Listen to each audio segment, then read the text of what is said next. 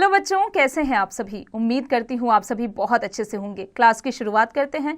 आज का चैप्टर है हमारा unit 4 moving things, people and ideas, motion and time. Introduction, types of motion, slow और fast motion, speed, measurement of time, simple pendulum, distance, time graph. If we look around, we find different object moving.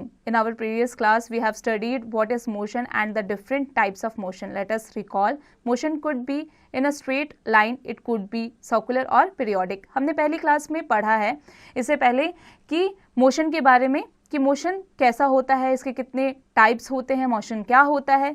लेकिन चलिए अब हम जानते हैं कि क्या motion एक ही स्ट्रेट लाइन में हो सकता है, या फिर वो पीरियोडिक हो सकता है, या सर्कुलर हो सकता है। सबसे पहले जानेंगे टाइप्स ऑफ मोशन के बारे में। The motion of soldiers in a march past और the cars moving on a road is translatory motion. Motion of a pendulum और that of a swing is periodic motion. The motion of the earth around the sun is circular motion. बच्चों, सब जो motion होते हैं वो 3 तरीके के होते हैं। जो सोल्जर्स मार्च करते हुए आगे बढ़ते हैं उन्हें क्या कहा जाता है रोड पर? Translatory motion. जो पेंडुलम मोशन करता है उसे पीरियोडिक मोशन कहा जाता है, और जो अर्थ जो सन के चक्कर लगाता है, रोटेट घूमता है, उसे सर्कुलर मोशन कहा जाता है. स्लो और fast motion.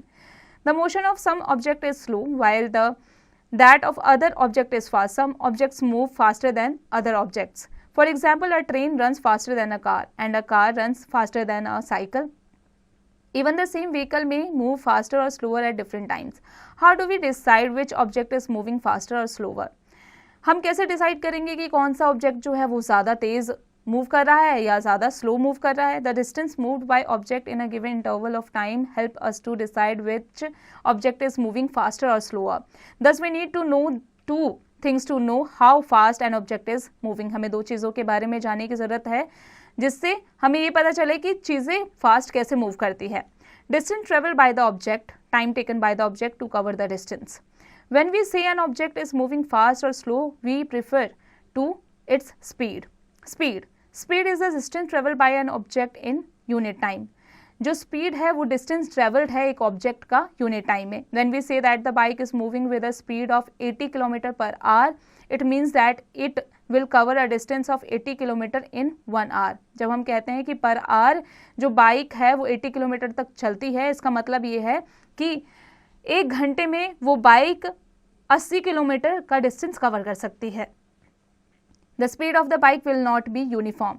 It will start slowly and then pick up speed. It will be depend on the traffic और on the kind of road. When we say the bike has a speed of 80 kilometre per hour, the total distance covered by it in 1 hour is considered.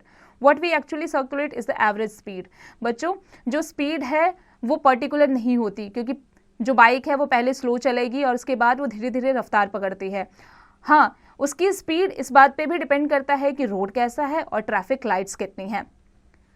दस speed, total distance covered by total time taken. When a body covers equal distance in equal intervals of time, it is said to be uniform motion. However, if the object moving in a straight line keeps changing its speed, it is said to be in non-uniform motion. In daily life, it is very rare to find object moving with a constant speed over a long distance or for long duration of time. Daily life में ये पता करना बहुत मुश्किल है एक long duration में या लॉन्ग डिस्टेंस में कि जो ऑब्जेक्ट है वो कितना मूव कर रही है. Measurement of time. We all know how important time is, right from the time we get up till the time we go to sleep. हमें सबको पता है कि टाइम जो है वो कितना महत्वपूर्ण है, सो के उठने से बाद से और सोने तक का time. We perform various activities in which we need to know the time. These days we see the time with a clock. In earlier times there were no clocks. Then how did elders come to know the approximate time? अभी हम क्या करते हैं, time देखने के लिए घड़ी का इस्तेमाल करते हैं, लेकिन क्या आप जानते हैं कि पहले के टाइम में जो हमारे एल्डर्स थे वो जब घड़ी नहीं थी वो टाइम कैसे देखते थे? In older days people used the events or phenomena in the nature which repeated themselves at regular intervals. For example, time interval between one sunrise and the next day is a day. The time interval between sunset to sunrise is called a night. The time between one full moon to another was a month. A year was measured as the time taken by the earth to complete one revolution of the sun. बच्चों, हम एक दिन जैसे सुबह से लेकर शाम तक हम क्या सनराइज से लेकर सनसेट तक एक दिन होता है. सनसेट से लेकर सनराइज तक क्या होता है, नाइट होता है।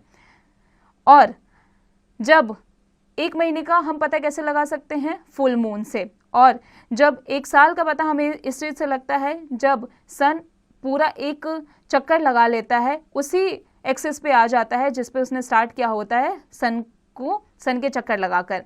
सम devices made by man to measure time were sundial, water clock and sand clock. Sundial, water clock और सैंड क्लॉक के द्वारा भी इंसान समय का पहले पता लगाते थे। सबसे पहले बात सनडायल की। It measures time by the position of the sun. The length of the shadow cast by an object will change with the time of the day as the position of the sun will change. One can see sundial at Jantar Mantar in New Delhi. Jantar Mantar, नई दिल्ली के जंतर मंतर पर sundial देखा जाता है। Sand clock, it is based on the fact that a mixed time, usually an hour, is taken for the sand to fall from the upper chamber to the lower chamber. Hence, this clock is also called the hour clock. इसे hour clock भी कहा जाता है क्योंकि एक sand से जब वो नीचे चैम्बर में आता है सैंड, तो उसे 1 आवर माना जाता है। Water clock, in water clock water is use instead of sand. The water devices were not very accurate and a need was felt to have a more accurate instrument for according time. Water clock जो था वो accurate time नहीं बताता था, इसलिए उसके अलावा एक और डिवाइस ढूंढा गया ताकि accurate time बताया जाए। In 1656, Christian Huygens, a Dutch mathematician and physicist, made the first pendulum clock. It was based on periodic motion. Simple pendulum. A simple pendulum consists of a small metallic ball or a stone called a bob suspended from a rigid stand by a thread. Figure A shows the pendulum in the rest position. Figure A में आप देख सकते हैं कि एक figure A में जो rest position पे एक पेंडुलम है, this position is also called its mean position. When the bob of the pendulum is pulled to a side and released, it begins to move to and fro at fixed intervals. This back and forth motion of a simple pendulum is an example of periodic और oscillatory system. जब वो back और फ्रो करता है यानी to and fro करता है, उस मूवमेंट में जो पेंडुलम एक जगह से दूसरी जगह पर मोशन करता है उसे पीरियोडिक या ऑसिलेटरी मोशन कहा जाता है।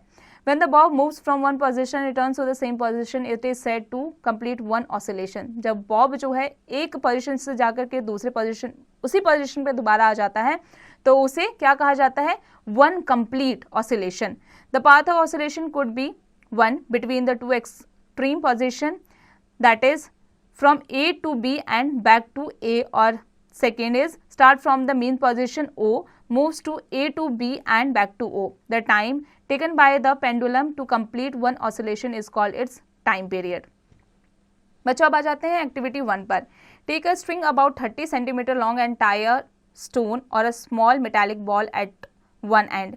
Tie the other end to a rigid surface like door, handle or knob so that it can swing freely without touching any object. ताकि ये freely हिल सके, मूव कर सके बिना किसी टच के। Switch off the fan in the room. अब room में जो फैन है उसको स्विच ऑफ कर दीजिए। Mark the mean position of the Bob on the floor और ऑन द वॉल। अब मार्क कीजिए फ्लोर पर बॉब के पोजीशन को, या फिर आप वॉल पर भी इसे मार्क कर सकते हैं। Release the string attach to the bob from one extreme position and let it oscillate freely. अब इसे आप फ्री कर दीजिए, यानी इसे छोड़ दीजिए।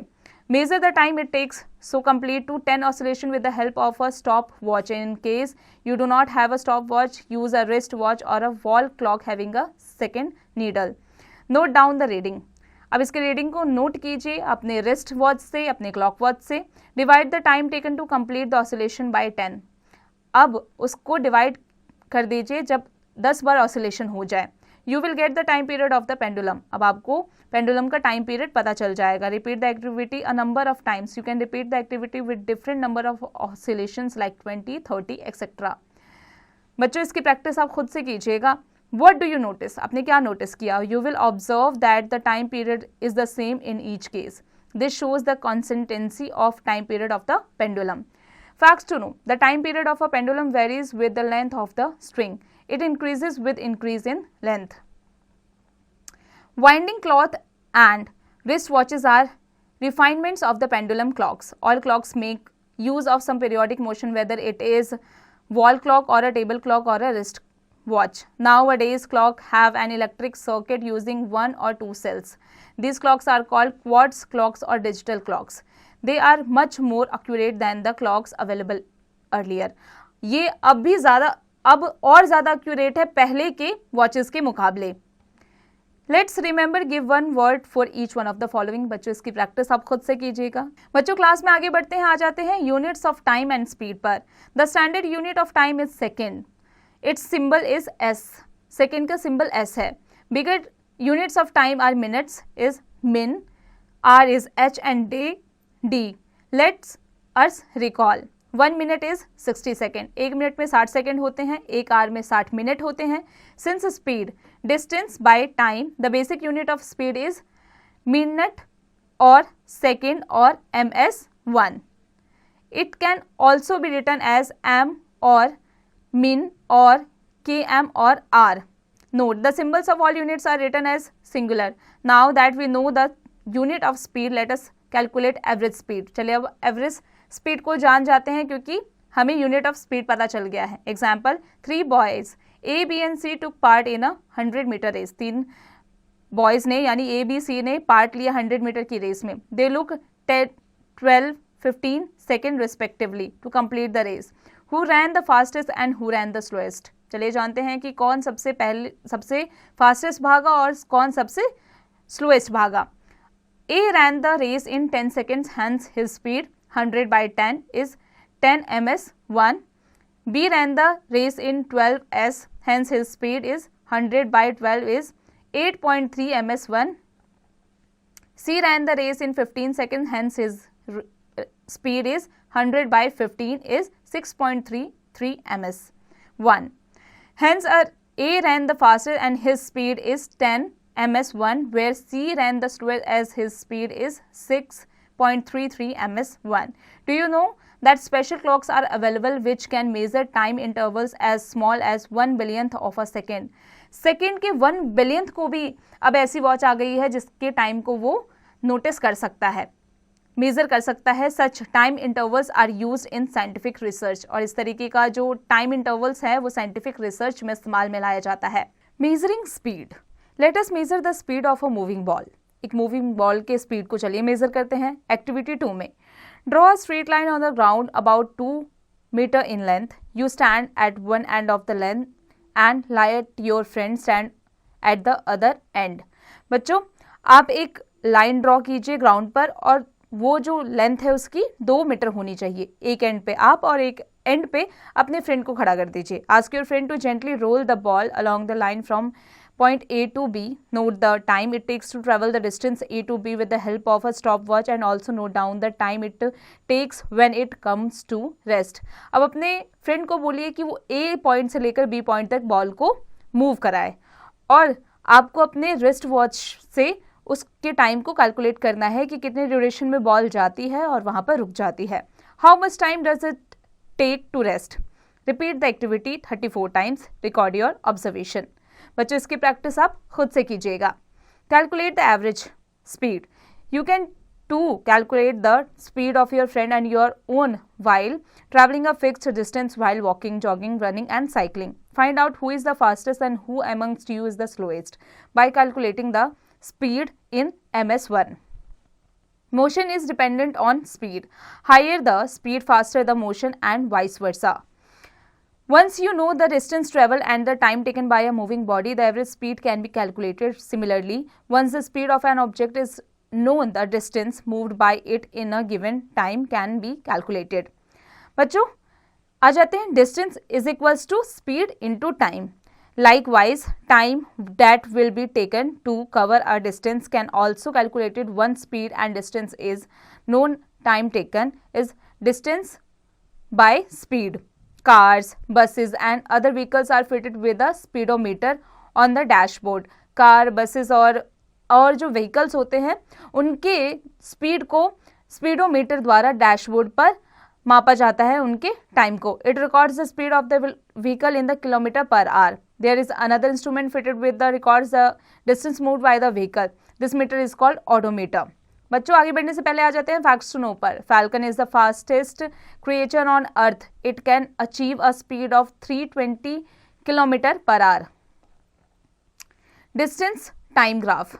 The motion of N object can be represented by the distance time graph. How do draw a graph? Graph को कैसे ड्रॉ कर सकते हैं? Take a sheet of graph paper, एक ग्राफ पेपर का शीट लीजिए, draw 2 lines perpendicular to each other, 2 lines perpendicular एक दूसरे के ड्रॉ कीजिए। The lines represent the 2 axis, X axis and Y axis. Mark the 2 lines as XOX1 and YOY1 as shown in the figure. Figure में आप देख सकते हैं, इसी तरीके से आपको मार्क करना है। The horizontal line is called the x-axis and the vertical line the y-axis. The point where the 2 axes meet is called the origin and is marked as O. All positive values are shown along OX and OY only. Suppose while traveling in a car, your friend noted down the distance and time taken for it to cover the distance. The data is as under. Represent the data in the form of graph. Time is always taken along the x-axis and distance along the y-axis. You can now make a graph as follows. अब आप इस तरीके से graph बना सकते हैं। चलिए जान लेते हैं कैसे। Draw 2 perpendicular lines. They represent the 2 axes. Mark them as OX and OY. इनको OY और OX से मार्क कर दीजिए लाइन को। आप डायग्राम में भी देख सकते हैं, represent time along the X axis and distance along the Y axis.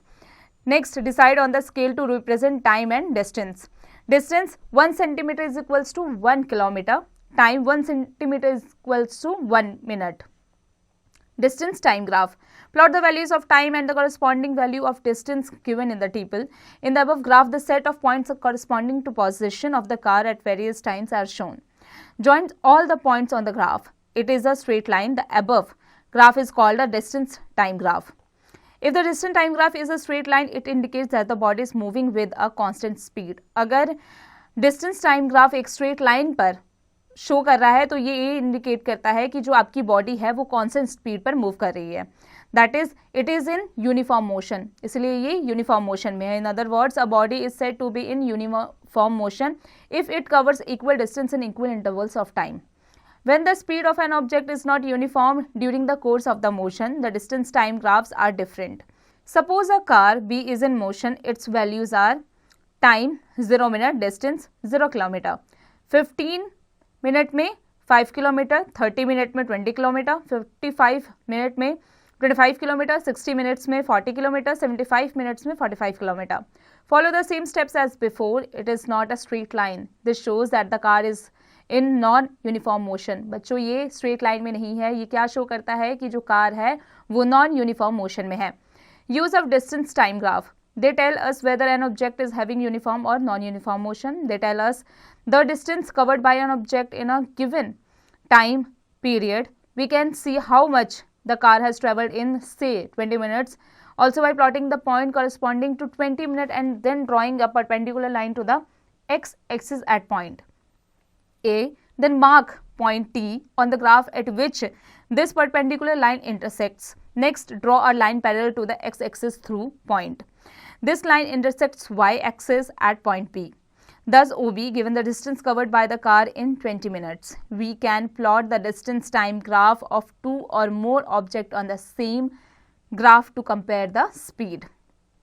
We can also calculate the speed from the distance time graph. हम distance time graph से भी speed को calculate कर सकते हैं.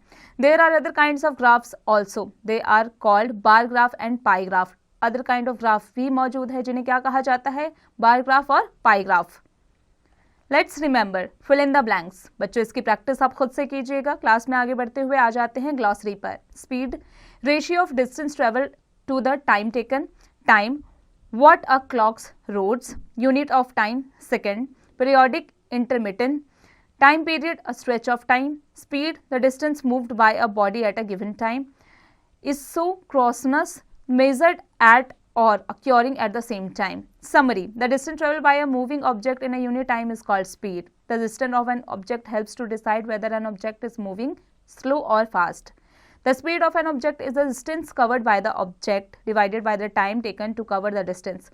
Basic unit of speed is meter per second. The measurement of time started with finding the time travel between periodic events.